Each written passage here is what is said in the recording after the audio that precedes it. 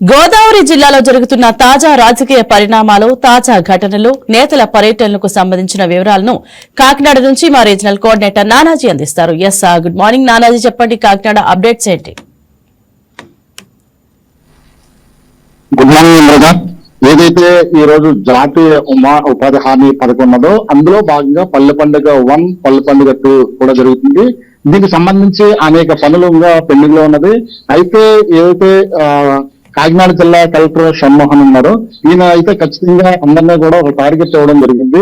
ఏదైతే 2025-26 సంబంధించిన ఈ యొక్క ఏడాదికి సంబంధించిన మొత్తం మార్చి 31 వరకు కూడా ఈ నిధులన్నీ కూడా అయిపోతాయి కాబట్టి, సమయం అయిపోతుంది కాబట్టి ఖచ్చితంగా పనులు చాలా వరకు వేగవంతం చేసి ఏదైతే బీటీ రోడ్లు ఉన్నాయో, సీసీ రోడ్లు ఉన్నాయో, సీసీ డ్రైన్లు ఇవన్నీ కూడా ఏదో పెండింగ్ లో లేకుండా ఖచ్చితంగా కూడా పూర్తి చేయాలని, అలాగనే చాలా వరకు బ్రిడ్జ్ నిర్మాణాలు ఉన్నాయో, అలాగనే ప్రభుత్వం సంబంధించినటువంటి ఏదైతే ఇవి ఉన్నాయో అవన్నీ కూడా చాలా వరకు కూడా పెండింగ్ లో ఉన్నాయో ఆ పెండింగ్ అన్ని కూడా లేకుండా ఖచ్చితంగా కూడా ఉండాలని చెప్పేసి ఖచ్చితంగా పూర్తి చేయాలని చెప్పేసి కలెక్టర్ కూడా ఆదేశించడం జరిగింది. అయితే దానికి సంబంధించిన అధికారులందరూ కూడా ఈ రోజు నుంచి కూడా చాలా వరకు అంటే 15వ తారీఖు డెడ్ లైన్ పెట్టారు. మార్చి 15 లోపల ఖచ్చితంగా 100% ఏదైతే పనులు ఉన్నాయో ఆ పనులన్నీ కూడా పూర్తి చేస్తే కనుక నిధులు వస్తాయి, లేదంటే నిధులు పోతాయి. కాబట్టి ఖచ్చితంగా అందరూ కూడా ఆ పని మీద ఉండాలని చెప్పారు. అధికారులు కూడా చాలా వరకు కూడా ఏదైతే ఇప్పుడు గ్రామీణ వ్యవస్థకు సంబంధించిన అధికారులు ఉన్నారో అధికారులు కానించి అలాగే జిల్లా స్థాయి అధికారుల వరకు కూడా అందరికీ పంచాయతీ రాజ్ వ్యవస్థ అలాగనే గ్రామీణ అభివృద్ధి దీనికి సంబంధించినంతా కూడా చాలా నిమగ్నమై ఉన్నారని చెప్పుకోవచ్చు. దీని మీద ఏదైతే పవన్ కళ్యాణ్ ఉన్నారో డిప్యూటీ సీఎం ఆయన కూడా చాలా వరకు ఆదేశించడం జరిగింది.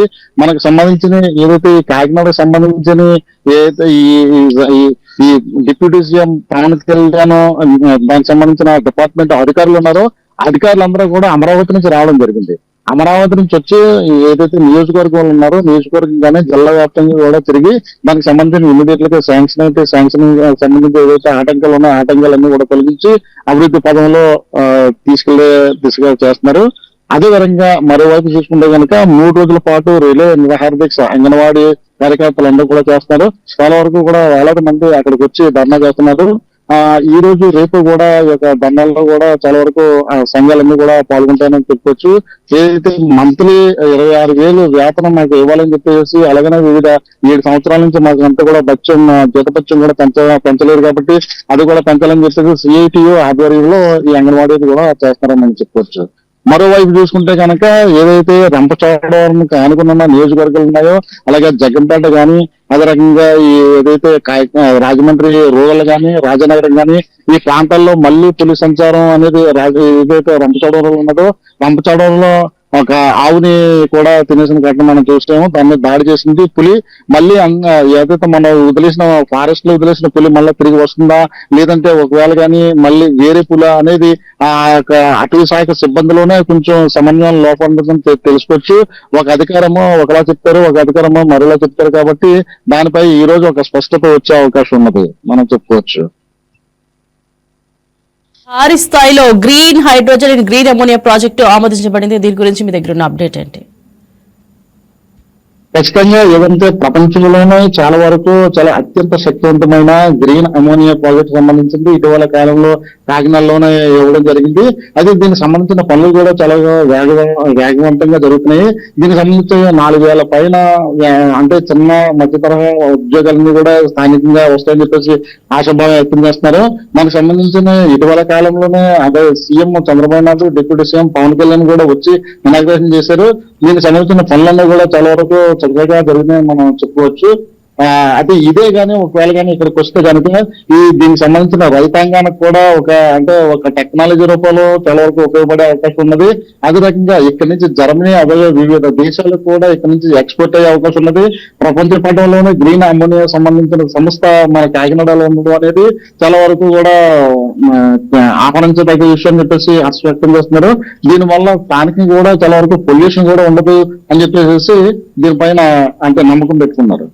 రైట్ నానాజీ, చెప్పండి, పిల్లలపై నేరాలను అరికట్టేందుకు ఆపరేషన్ చిన్నారి తల్లి అని చెప్పి స్టార్ట్ చేశారు. దీని గురించి మీ దగ్గర ఉన్న అప్డేట్ ఏంటి?